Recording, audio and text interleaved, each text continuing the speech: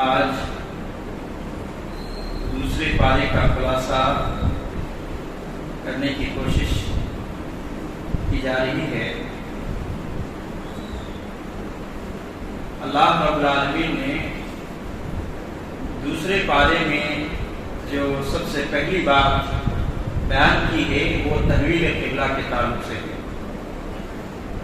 دراصل اللہ کے نبی صلی اللہ علیہ وسلم جب مکہ میں تھے تو مکے میں آپ صلی اللہ علیہ وسلم نماز پڑھنے کے لیے اس طریقے سے کھڑے ہوتے تھے کہ بیت اللہ بھی سامنے ہوتا تھا اور بیت المقدس بھی سامنے ہوتا تھا۔ لیکن جب مدینہ پہنچے تو مدینہ پہنچنے کے بعد پھر وہ اس طریقے سے نہیں ہو پایا، کیونکہ بیت المقدس ایک الگ طرف پڑتا تھا اور پھر بیت اللہ ایک الگ طرف پڑتا تھا۔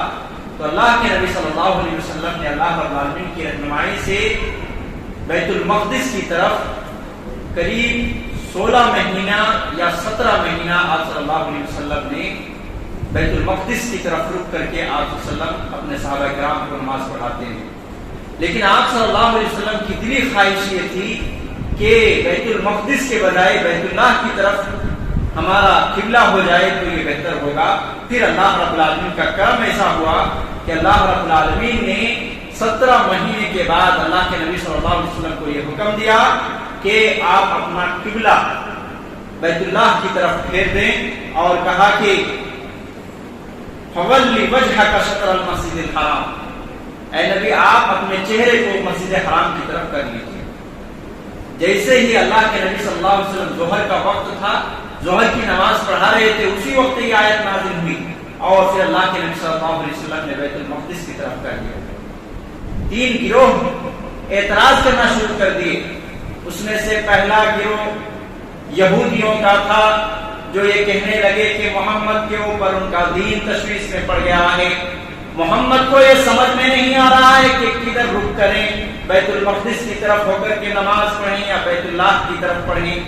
دوسرے گروہ جو کہ مشرکین کا تھا وہ یہ کہنے لگے، مکہ کے کافر وہ لوگ تھوڑا خوش ہونے لگے کہ محمد اپنے ساتھی کو لے کر کے ہماری طرف قبلے کی طرف رخ کیا ہے، ان قریب ایسا آئے گا، ایسا وقت آئے گا کہ محمد ہمارے دین میں آ جائیں گے۔ جبکہ ایک منافقوں کا گروہ تھا جو وہ استہزاء کے طور پر، مذاق کے طور پر یہ کہنے لگے کہ یہ محمد کیا دین لے کر کے آیا ہے کہ کبھی ادھر منہ کرتا ہے کبھی ادھر منہ کرتا ہے۔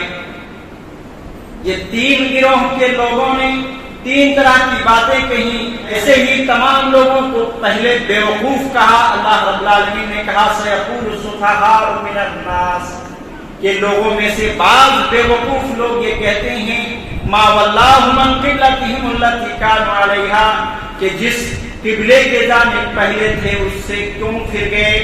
قُلْ لِلَّهِ الْمَشْرِقُ وَالْمَغْرِبُ، اے نبی آپ کہہ دیجئے کہ مشرق و مغرب کا مالک اللہ رب العالمین کی ذات ہے، وہ جب چاہے جیسا چاہے جس طرف چاہے وہ قبلہ کر دے، اللہ رب العالمین کی مرضی چلنے والی ہے۔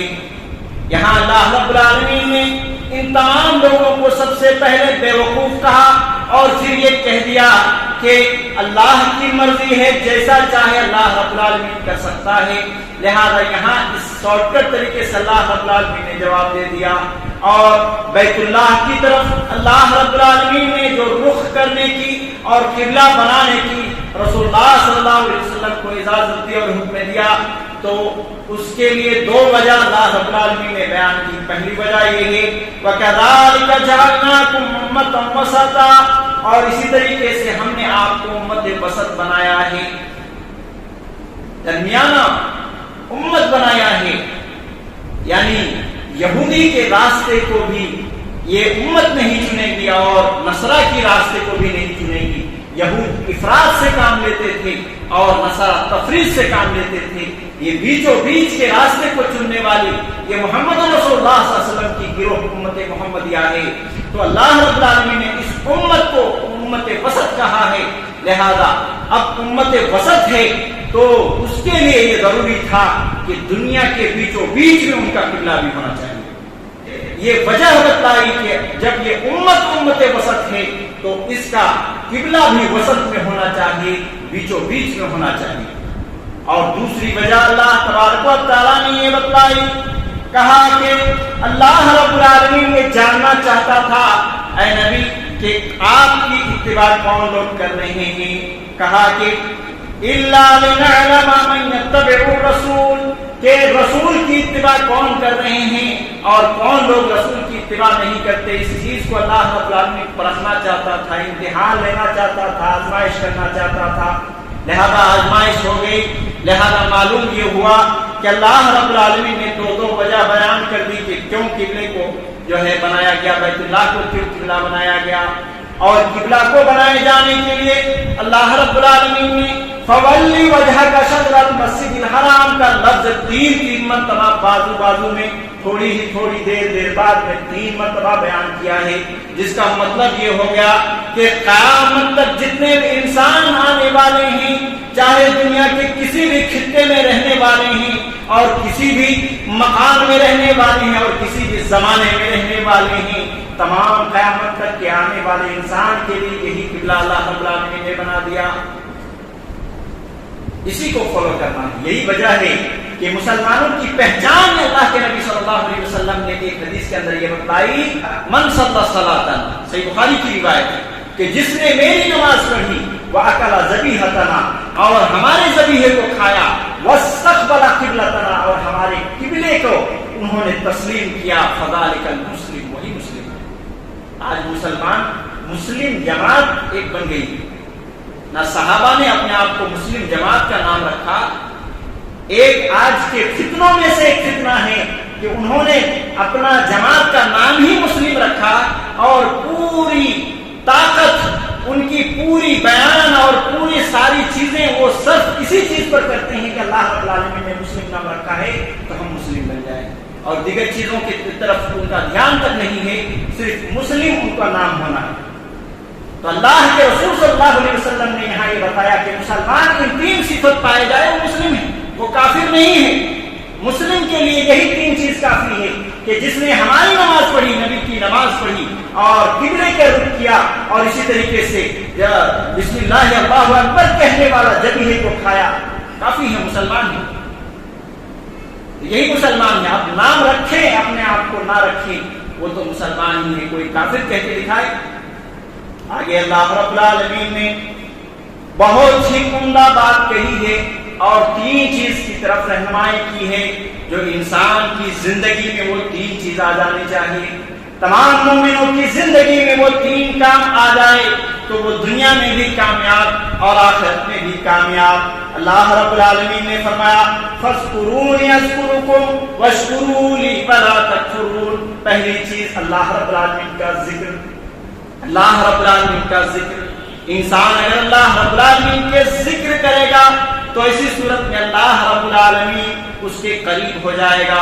صحیح بخاری کی روایت ہے، اللہ کے نبی علیہ السلام فرماتے ہیں کہ بندہ جب اپنے دل ہی دل میں مجھے یاد کرتا ہے تو اللہ کہتا ہے کہ میں اس بندے کو دل ہی دل میں یاد کرتا ہوں، اور جب بندہ کسی مجمع کے اندر مجھے یاد کرتا ہے تو میں بھی اپنے پاس موجود فرشتوں کے یہاں اس کا ذکر کرتا ہوں۔ سبحان اللہ۔ معلوم یہ ہوا کہ اللہ رب العالمین کا ذکر اگر ہم کریں، دل ہی دل میں ذکر کریں تو اللہ رب العالمین بھی ہمیں یاد کر رہا ہوتا ہے۔ ہم مجلس میں اگر اللہ رب العالمین کو یاد کر رہے ہوتے ہیں تو مجلس میں اللہ رب العالمین بھی اس بندے کو یاد کر رہا ہوتا ہے۔ کتنی بڑی فضیلت ہے۔ بندہ یاد کب کرتا ہے انسان کو؟ کب کرتا ہے؟ یاد اس وقت کرتا ہے جب انسان کو کسی سے محبت، آپ کسی سے محبت کرتے ہیں تبھی جا کر کے جب ان سے آپ جدا رہیں گے، الگ رہیں گے تو ہر وقت ہر آن آپ کو یاد آئے گی اس کی۔ لہذا معلوم یہ ہوا کہ اگر کوئی بندہ اللہ رب العالمین کا ذکر کرتا ہے تو اللہ رب العالمین تو ذکر کرتا ہی ہے، ساتھ ہی ساتھ اللہ رب العالمین اس کو اپنا محبوب بندہ بنا لیتا ہے، اس سے محبت کرنے لگتا ہے۔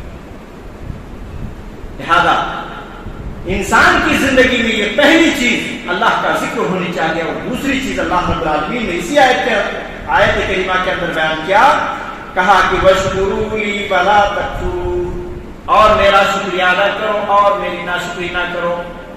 اللہ رب العالمین نے اسی طریقے سے دوسری جگہ قرآن مجید کے بیان کیا ہے لئن شکرتم لازیدنکم، اے لوگو اگر تم میرا شکریہ ادا کرو گے تو میں تمہیں مزید عطا کروں گا، اور لئن کفرتم ان عذابی لشدید، اور اگر تم میری ناشکری کرو گے تو میرا عذاب بڑا سخت ہے۔ معلوم یہ ہوا کہ اللہ کی نعمت جس بندے کو چاہیے، اللہ کی عطا چاہیے، اللہ کی نواز سے چاہیے تو اللہ رب العالمین کے شکر کرنے سے ملتی ہے۔ معزز سامعین، پہلی چیز اللہ کے ذکر سے انسان اللہ کے قریب ہو جاتا ہے، اللہ کے محبوب ہو جاتا ہے۔ دوسری چیز اللہ رب العالمین کے شکریہ ادا کرنے سے کیا ہوتا ہے کہ اللہ رب العالمین اس کی نوازشیں کرنا شروع کر دیتا ہے۔ اور ایک مومن کی زندگی میں تیسری چیز جو ہونی چاہیے وہ ہے صبر، وہ ہے صبر۔ جی ہاں میرے بھائیو، اللہ رب العالمین نے آگے فرمایا وَبَشِّرِ الصَّابِرِينَ الَّذِينَ إِذَا أَصَابَتْهُم مُّصِيبَةٌ قَالُوا إِنَّا لِلَّهِ وَإِنَّا إِلَيْهِ رَاجِعُونَ۔ اے نبی، آپ صبر کرنے والے کو خوشخبری سنا دیجئے۔ الَّذِينَ إِذَا أَصَابَتْهُم مُّصِيبَةٌ، جن کی زندگی میں کبھی بھی کوئی مصیبت پہنچتی ہے، قالوا انا للہ وانا الیہ راجعون، تو وہ کہہ اٹھتے ہیں کہ ہم اللہ ہی کے بندے ہیں اور اسی کی طرف لوٹ کر کے جانا ہے۔ اللہ رب العالمین نے صبر کے فائدے، 3 فائدے یہ بتائے، اولئک علیہم صلوات من ربہم ورحمہ واولئک هم المہتدون۔ پہلا فائدہ یہ ہے اولئک علیہم صلوات من ربہم، کہ یہی وہ لوگ ہیں، یہی صبر کرنے والے بندے وہ لوگ ہیں جن کے اوپر اللہ رب العالمین کی صلوات نازل ہوتی ہے۔ صلوات کس کو کہتے ہیں؟ صلوات کہتے ہیں کہ رحم کے ساتھ ساتھ ہمدردی بھی ہو، اس کو صلوات کہتے ہیں۔ مثلا ایک ماں اپنے بیٹے سے ہمیشہ محبت کرتی ہے، لیکن کبھی بھی کوئی تکلیف میں آ جائے تو رحم کرتے ہوئے اس کو اپنے سینے سے جب لگا لیتی ہے، اس کیفیت کو صلوات کہا جاتا ہے۔ تو اللہ رب العالمین صبر کرنے والے بندے کے تعلق سے کیا کہا؟ ایسے ہی لوگوں پر اللہ رب العالمین کے صلوات، صلات نہیں کہا، صلوات کہا، یعنی پلورل کا لفظ استعمال کیا کہ اللہ رب العالمین کی بہت زیادہ ان کے اوپر رحم اور اسی طریقے سے ہمدردی، شفقت، الفت، محبت اس بندے کے اوپر آ جاتی ہے۔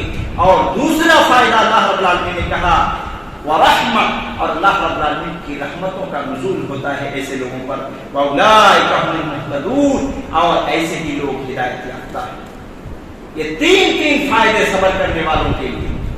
معزز سامعین، اب یہاں دیکھیں کہ صلوات آ گئی تو اللہ رب العالمین کی قربت آپ کو مل گئی، اگر رحمت آ گئی تو اللہ رب العالمین کے عذاب سے آپ دور ہو گئے۔ کبھی بھی اللہ رب العالمین کی رحمت کا نزول ہو اور پھر عذاب بھی ہو، کیسے ہو سکتا ہے؟ اور اسی طریقے سے ہدایت آ گئی تو ایسی صورت میں آپ ضلالت اور گمراہی سے دور ہو گئے۔ معلوم ہوا کہ یہ تینوں بڑی اہم چیز ہے جو اللہ رب العالمین نے یہاں بیان کی ہے کہ اللہ رب العالمین کا ذکر کرتے رہیں، اللہ رب العالمین کا شکر کرتے رہیں، اور اسی طریقے سے تیسرا کام کہ اللہ رب العالمین اپنی زندگی میں بہت ساری مصیبتیں آئیں گی، پریشانیاں آئیں گی، بہت ساری کٹھنائی زندگی میں آئیں گی، ان تمام مصیبتوں میں صبر سے کام لیں۔ اور جب بھی یہ دیکھیں کہ ہر طرف سے گھرے ہوئے ہیں آپ، ہر مصیبت کا سامنا ہے آپ کو، تو یوں سمجھ لیجئے کہ اللہ رب العالمین کی رحمتیں یہ تو ایک آزمائش ہے، اگر اس آزمائش میں ہم پورے ہو گئے تو 3 نعمتیں اللہ رب العالمین کی طرف سے ملنے والی ہے۔ قربت کی نعمت ملنے والی ہے، صلوات کی نعمت ملنے والی ہے، اللہ کی رحمتوں کا نزول ملنے والا ہے، اور آپ ہدایت یافتہ۔ اللہ رب العالمین صحیح سمجھ کے ساتھ نیک عمل کی توفیق دے۔ انشاءاللہ مزید باتیں جانیں گے۔ اللہ رب العالمین ہم سب کو زیادہ سے زیادہ ذکر کرنے والا، زیادہ سے زیادہ شکر کرنے والا، اور اسی طریقے سے زیادہ صبر کرنے والا بندہ بنائے۔ آمین و صلی اللہ علیہ محمد وعلی آلہ وصحبہ اجمعین ومن تبعهم بإحسان إلى يوم الدين۔